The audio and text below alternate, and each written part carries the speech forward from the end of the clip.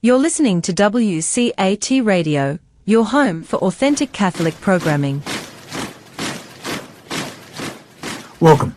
My name is Frank Ambrosio. I'm the co-director of the My Dante project at Georgetown University.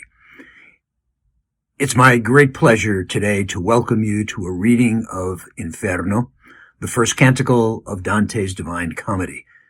It's voiced by Danny Fitzpatrick, and he's reading his own translation of the poem, which he recently completed in commemoration of the 700th anniversary of Dante's death in 1321. Poetry is meant to be spoken and heard. As Danny speaks, listen for the simplicity and economy of the English words and rhythms which Danny has discovered at work in Dante's native Italian. In their music and textures, we hear the primal power with which they break forth from silence, revealing the whole world, together with all of us, the living and the dead. So let's join Danny Fitzpatrick now on Dante's journey. Hello and welcome back to the Dante in a Year podcast. My name is Danny Fitzpatrick, and today we are descending into Dante's Inferno, Canto 27. Now the flame stood straight and quiet, as if not to say more, and now went from us with the license of the sweet poet, when another, which came behind it, turned our eyes up to its summit for the confused sound which issued from it, as the Sicilian bull that first bellowed his complaint, and this was right, who'd sharpened it with his file, bellowed with the voice of the afflicted, so that, for all its being made of brass, it truly appeared transfixed with pain. So, for having no way to puncture at first the flame, the wretched words were turned into their own language. But once they'd made their journey up to the point, so that it flickered as the tongue had at their passage, we heard it say, "O you to whom I direct my voice, and who a moment ago spoke Lombard, saying, 'Now take your way, I'll ask you no more. For if perhaps I've joined a little late, let it not trouble you to rest and speak with me. You see it doesn't trouble me, and I am burning. If for a moment you've fallen into this sightless world from that sweet Latin land, whence I bear back all my fault, tell me if Romagna has peace or war.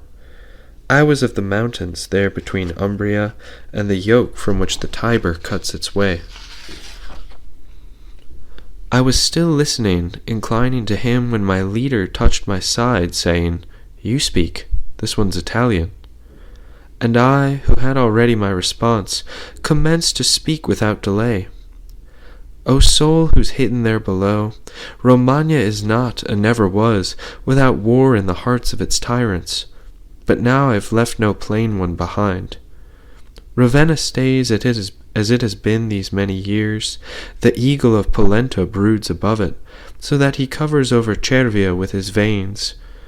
The land that once went through long trial and made a bloody pile of the French is now drawn back beneath the green claws. And the mastiffs of Verrucchio, old and new, who had the evil governance of Montagna, suck their teeth there on the threshold. The cities of Lamone and of Santerno were led by the little lion in its white nest, who changes sides from summer to winter. And that whose flank the Savio bathes, as she was between the plain and the mountain, so she lives between tyranny and the free state. Now who are you? I pray you recount for us. Be no harder than another's been, so that your name might lift its head in the world." After the fire had roared a while in its way, the sharp point moved first here, then there, then breathed forth this. If I believed that my response were made to a person who'd ever returned to the world, this flame would stand no further shocks. But as none has returned alive as yet from this depth, if I hear the truth, I respond without fear of infamy.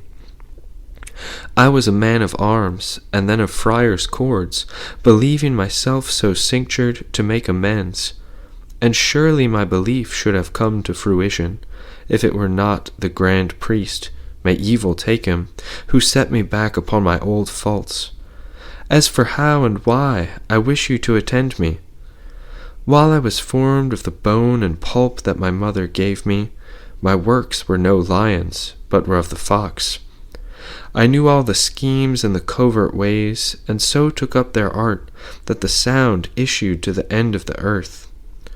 When I saw myself joined to that part of my age where each ought to lower the sails and coil the ropes, that which had once pleased me now grew hateful, and I rendered myself up repentant and confessed.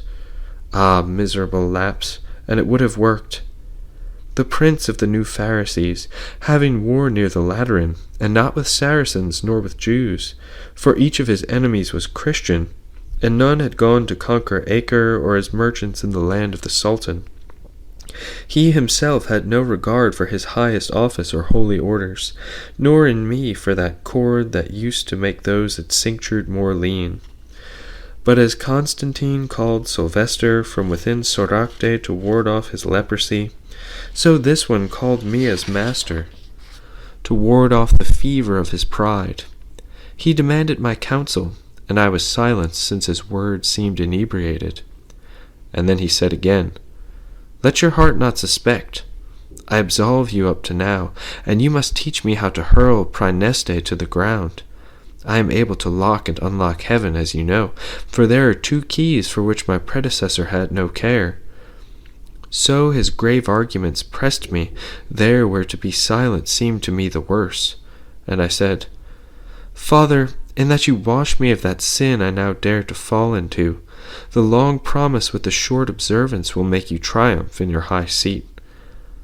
Then came Francis, once I was dead, for me. But one of the black cherubim said to him, Do not take him, do not do me wrong. He must come below among my wretches, since he gave fraudulent counsel. From that moment to this, I have been a hair's breadth from him, for he cannot be absolved who doesn't repent, nor repent and will sin together, for the contradiction can't obtain.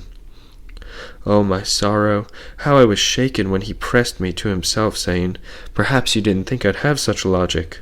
He bore me to Minos, and that one twisted his tail 8 times about his brutal back. And after he'd gnashed himself for his great rage, he said, This is one of those for the thieves' flame. And so I am lost, here as you see me, and so clothed, wandering on in my rancour.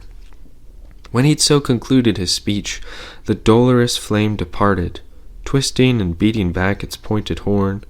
We passed on, I and my leader, over the rock up to the other arch that covers the depth in which the debt is paid by those who take on cargo for their bedding.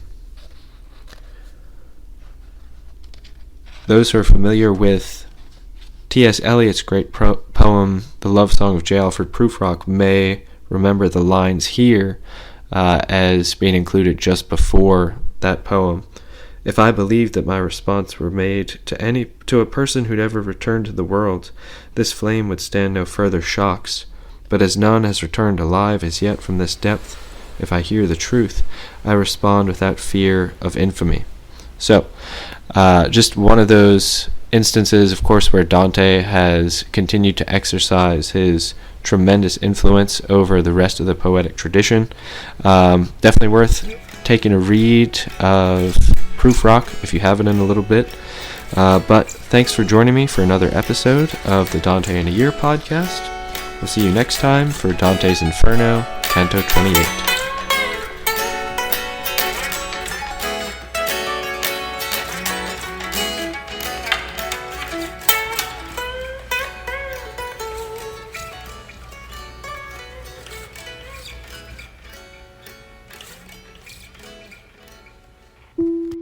Hello, God's beloved.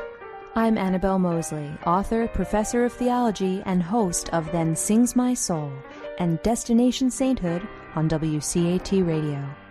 I invite you to listen in and find inspiration along this sacred journey we're traveling together to make our lives a masterpiece and, with God's grace, become saints. Join me, Annabelle Mosley, for Then Sings My Soul and Destination Sainthood on WCAT Radio. God bless you. Remember, You are never alone. God is always with you.